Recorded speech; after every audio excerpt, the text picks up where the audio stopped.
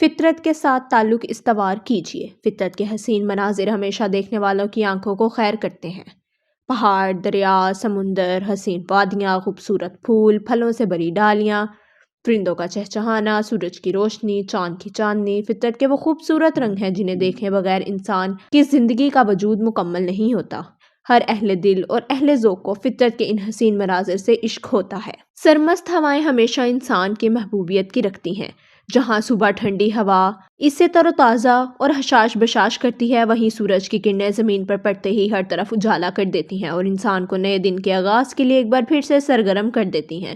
قدرت کے یہ پرکیف نظارے اپنے حسن کو دکھاتے ہوئے کوئی پردہ نہیں رکھتے، لیکن آج کل کی ترقی یافتہ دور میں زندگی اس قدر مصروف ہے کہ اس نے ہمیں فطرت سے دور کر دیا ہے، بلکہ ماحولیاتی آلودگی کے باعث قدرت کے خوبصورت مناظر ہم سے دور ہوتے چلے جا رہے ہیں، جو ہمارے لیے فکر لمحہ ہے۔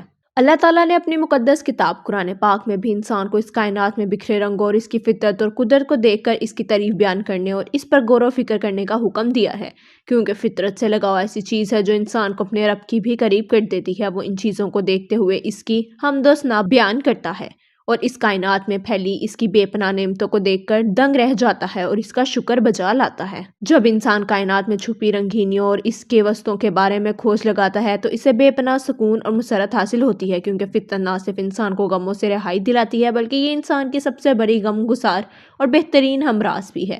فطرت سے انسان کی دلی اور جذباتی ہم آہنگی بھی ہوتی ہے، کیونکہ وہ قدرت کے ان حسین نظاروں سے اپنے اندر کے دکھ کو دور کر کے خوشی کو محسوس کرنے کی کوشش کرتا ہے۔ کہتے ہیں صبح جلدی اٹھ کر فطرت کے مناظر سے لطف اٹھاؤ اور اپنے دن کا آغاز روشن صبح اور قدرت کے اس دنیا میں بکھرے ہوئے حسین رنگوں کو دیکھتے ہوئے کرو، تاکہ ہماری زندگیوں میں بھی روشنی ہو اور نئی امیدوں کے چراغ بھی روشن ہو۔ فطرت کو خود کے روبرو کر، تسخیر مقام رنگو بو کر۔ آج ہماری زندگیوں میں جو انتشار اور بے چینی نظر آتی ہے، اس کا ایک ہی سبب ہے اور وہ ہے فطرت سے دوری۔ فطرت کی سخت ناقدری اور انسان کی فطرت کے ساتھ بدسلوکی نے آج دنیا بھر کے انسانوں کو وبا میں مبتلا کر رکھا ہے۔ یہی وجہ ہے کہ انسان شاندار ترقی کے باوجود بے شمار دکھوں اور پریشانیوں اور بیماریوں میں گھرا نظر آتا ہے۔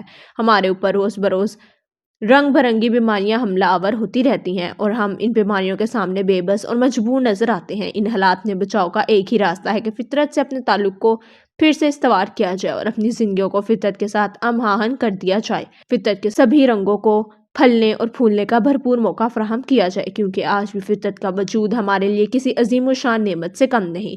تر و تازگی اور توانائی سے بھرپور فطرت کے سبھی مناظر اور کھلی فضائیں آج بھی اپنے اندر ہمیں بے شمار روحانی اور جسمانی بیماریوں سے بچانے کا بھرپور سامان رکھتی ہیں۔